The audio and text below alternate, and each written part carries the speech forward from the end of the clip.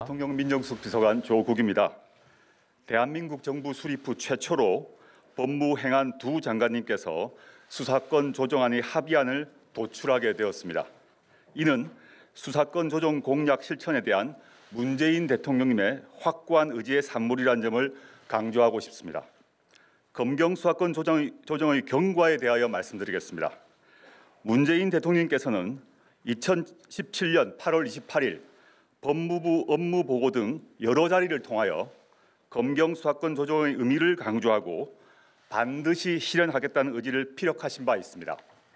그리고 민정수석이 책임을 지고 법무행안 두 부처 장관과 함께 논의 틀을 만들어 검경 두 기관의 의견을 듣고 합의를 도출하라 라고 지시하셨습니다.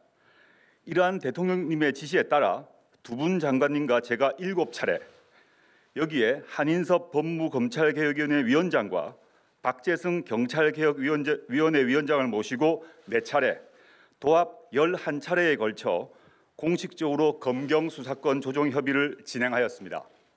이와 별도로 두 장관님은 개별적으로 수차례에 걸쳐 검경 의견을 청취하였습니다. 민정수석인 저도 검경의 의견을 수차례 청취하였습니다.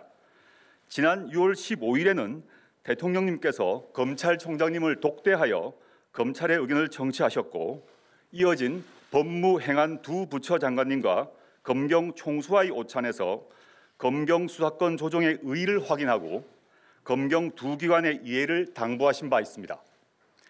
두 기관의 공식적 의견을 수렴하는 것이 타당하다는 판단 하에 청와대 민정수석 비서관실은 지난 5월 31일 검찰과 경찰로부터 공식 의견서를 수령하였습니다.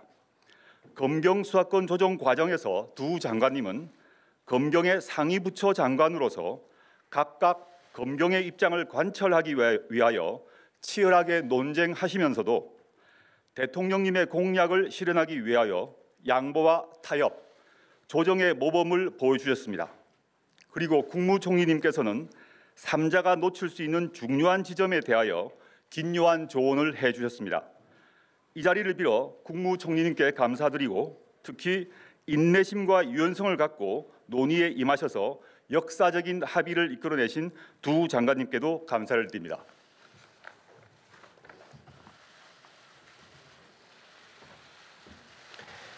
네, 이어서 이낙연 국무총리께서 담화문 발표를 하시겠습니다.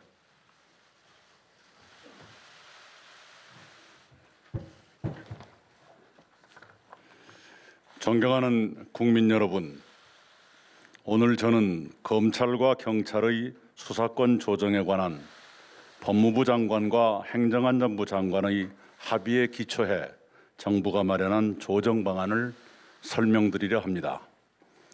검경 수사권 조정의 문제는 우리 형사사법제도의 개선을 위한 중요 과제의 하나로 오랫동안 논의되어 왔습니다.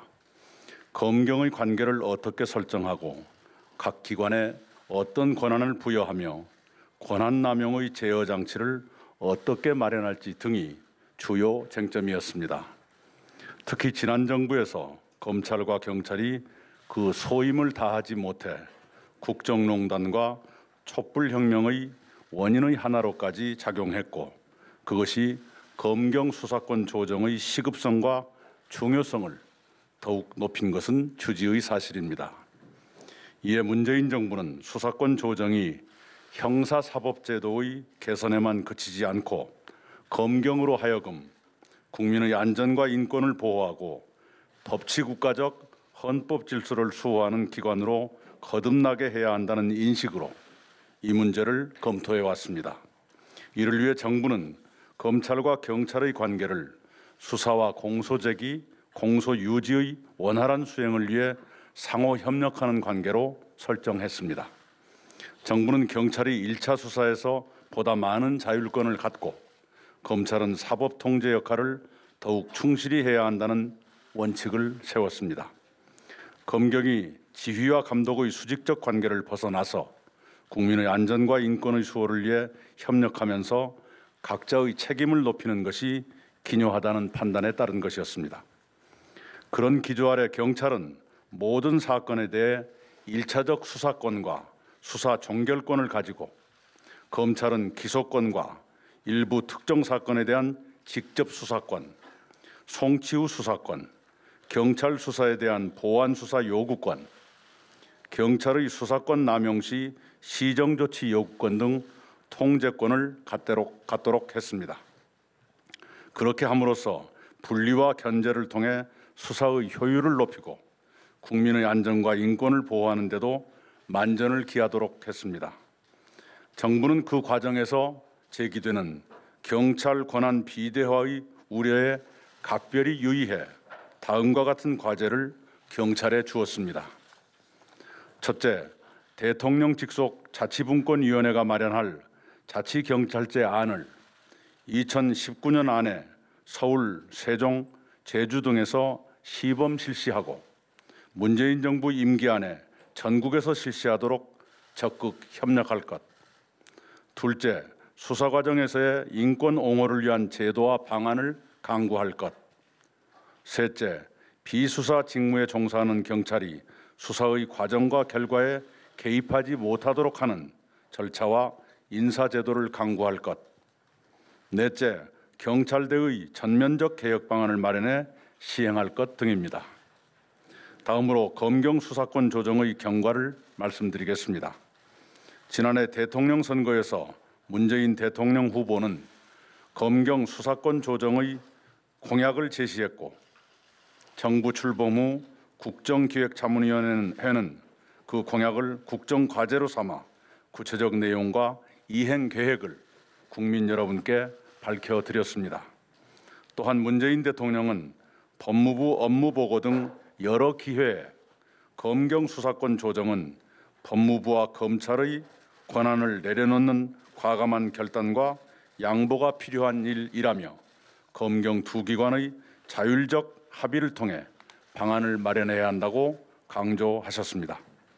그런 공약과 국정과제 및 대통령 지시에 따라 조국 대통령 비서실 민정수석 비서관이 박상기 법무부 장관, 김부겸 행정안전부 장관과 3자 협의체를 마련해 10차례 이상 협의했습니다.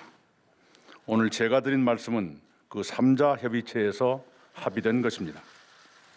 존경하는 국민 여러분, 이 합의안이 완벽할 수는 없습니다. 부족한 점은 국회와 국민 여러분의 지혜가 더해져 보완되기를 바랍니다. 다만 오늘 말씀드린 합의는 검경의 관계를 대등 협력적 관계로 개선해 검경의 권한을 분산하고 상호 견제하게 하는 내용으로서는 수사권 조정 논의의 오랜 역사에서 처음으로 이루어진 것입니다. 부족한 점은 보완되더라도 합의안의 근본 취지만은 훼손되지 않고 입법을 통해 제도화되기를 소망합니다. 수사권 조정 논의에서 정부의 시간은 끝났고 이제 국회의 시간이 됐습니다. 오랜 논란의 종지부를 찍고 국민의 안전과 인권을 위해 더 나은 수사권 조정 방안이 도출되기를 바랍니다. 아울러 검찰과 경찰에도 당부드립니다.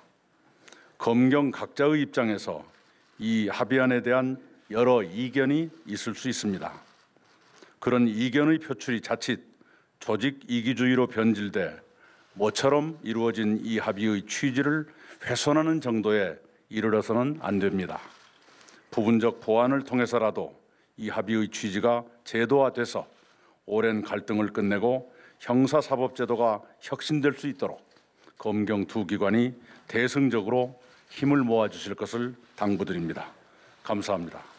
2018년 6월 18일 국무총리 이낙연, 법무부 장관 박상기, 행정안전부 장관 김부겸 이상입니다.